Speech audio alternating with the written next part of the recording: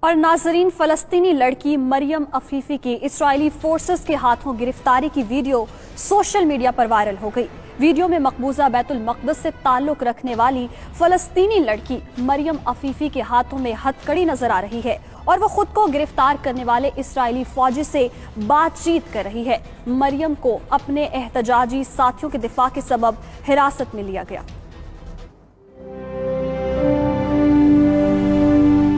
جرت و عزم کا نشان فلسطین کی نہتی لڑکی مریم عفیفی۔ مریم کی گرفتاری کے دوران مسکراہٹ نے نہ صرف عالمی برادری کو جھنجھوڑ کے رکھ دیا بلکہ اسرائیل کی حمایت یافتہ استعماری طاقتوں کی مجرمانہ خاموشی کو دنیا کے سامنے عیاں کر دیا ہے۔